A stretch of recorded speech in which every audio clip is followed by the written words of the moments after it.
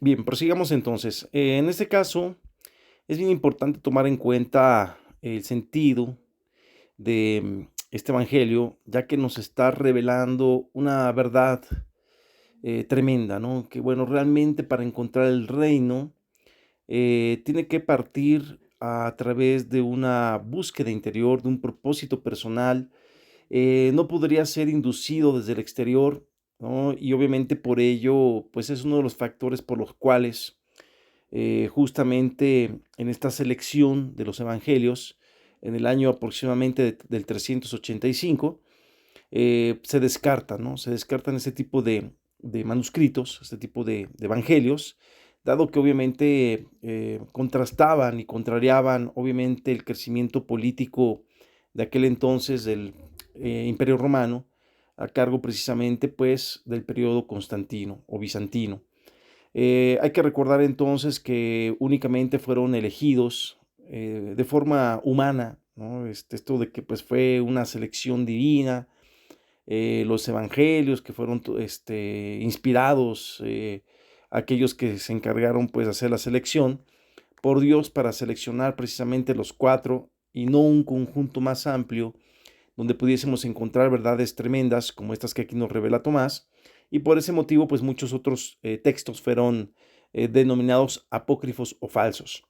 Pero la realidad pues es que esto convenía a ciertos intereses, ¿no? Y sobre todo para el reinado naciente de la Iglesia Católica, que básicamente era una figura política y obviamente de expansión del imperio. En este caso, pues hay que tomar en cuenta que cuando se habla justamente de este aspecto de la selección, pues no quiere decir que porque sean considerados falsos por un grupo, una determinada denominación eclesiástica, una institución religiosa, no quiere decir por ello que sean realmente falsos, sino bueno, obviamente, como digo, contradecían de alguna manera los lineamientos que ellos necesitaban para instituir su iglesia, la iglesia católica me refiero, y hay que tomar en cuenta que cuando dice que realmente el reino está dentro de vosotros mismos, pues excluye esa tutela, esa paternidad, ¿no? De una institución eclesiástica y obviamente deja la tarea a cada uno de nosotros de encontrar ese reino misterioso del Padre. Si bien es cierto que dice que en este caso no gustará la muerte, dice este primer versículo, dice, quien encuentre la interpretación de estas palabras no gustará la muerte. Es verdad, porque en un momento determinado recuerden que la muerte eh, es algo pasajero, tiene que ver básicamente con el cuerpo físico. Sin embargo, la conciencia no muere. La conciencia del individuo es la sabiduría obtenida en el transcurso de sus experiencias en este mundo físico. Por lo tanto, aquí está haciendo alusión a ese despertar interior, a ese despertar de la conciencia, que aún inclusive con la muerte del cuerpo físico, esta, podríamos decir, fluiría como un río precioso hacia el más allá. Y esa conciencia iluminada obviamente no perdería su memoria. A eso hace relevancia, ¿no? A precisamente esa vida eterna que no tiene nada que ver con el cuerpo físico, sino más bien con ese aspecto anímico o ese aspecto del alma.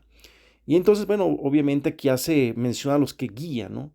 Dice, si aquellos que os guían, ¿no? Está haciendo referencia a quiénes son los que obviamente nos están dando la entrega del mensaje, la entrega de la doctrina. Recordemos que Jesús el Cristo jamás vino a fundar iglesias, Él vino a entregar una doctrina, un conocimiento, vino a entregar un mensaje. Por eso es el Mesías, porque vino a entregar el mensaje de cómo el ser humano puede obviamente trascender sus límites, su pobreza interna y obviamente encontrar esa riqueza en el reino de los cielos. Entonces, bueno, obviamente todo se centra en el reino de los cielos. Recordad que el reino de los cielos, pues son esas supradimensiones que justamente se encuentran más allá de nuestra dimensión física.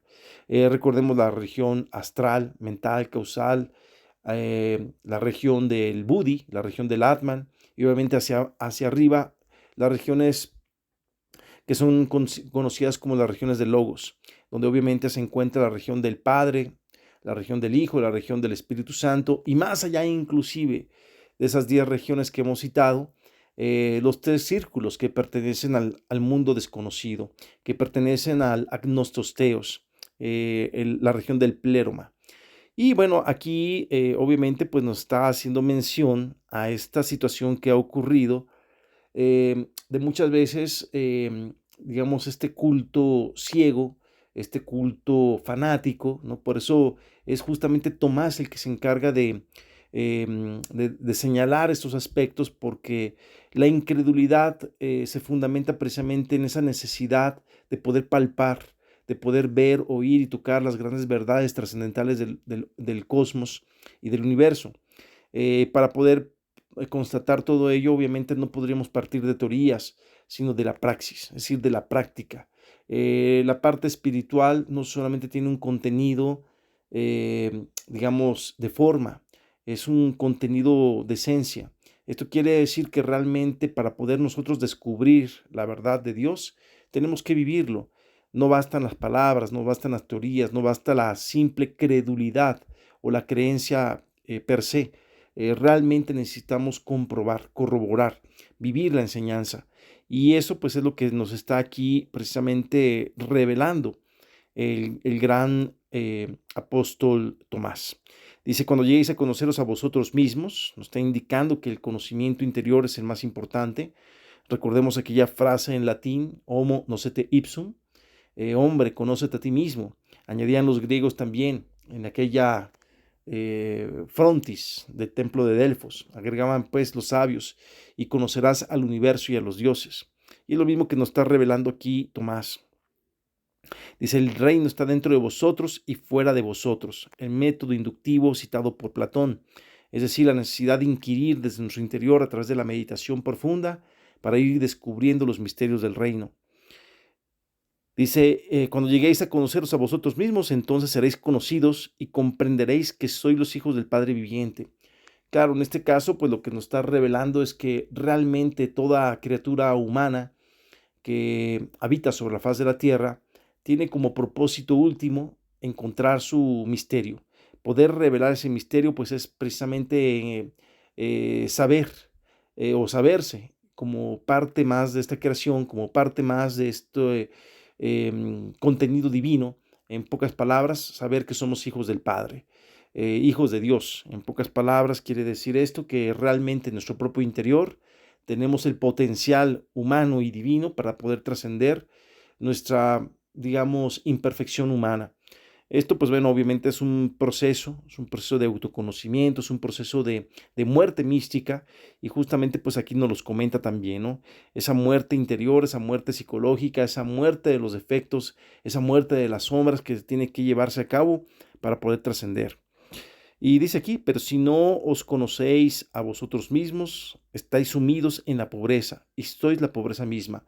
Y esta pobreza pues se refiere a la pobreza de la ignorancia, a la pobreza obviamente de no tener esa riqueza espiritual, de no pertenecer realmente a ningún mundo, porque nuestra estancia en este mundo es demasiado pasajera, es demasiado impermanente. Por lo tanto, la sugerencia aquí de Tomás, el apóstol Tomás, es que nos hagamos herederos de ese reino, que realmente tengamos la capacidad de penetrar conscientemente en ese reino. Y por eso dice aquí, ¿no? En esta última parte, en este fragmento, dice, sed transeúntes. ¿Transeúntes de qué? Pues obviamente del camino interior, de ese camino que conduce a la transformación, a ese camino de la revolución interior, la revolución de la conciencia. Y bueno, quiere decir que no nos quedemos nada más como espectadores, sino que caminemos y transitemos esa senda. Bueno, hasta aquí este pequeño fragmento, esta pequeña reflexión, mis queridos hermanos del alma. Y bueno, los dejo para que continúen ustedes haciendo también reflexión de estas palabras, de este conocimiento. Entonces, pues bueno, hasta la próxima entrega, mis queridos. Un abrazo del alma, un abrazo del corazón, y cuídense mucho.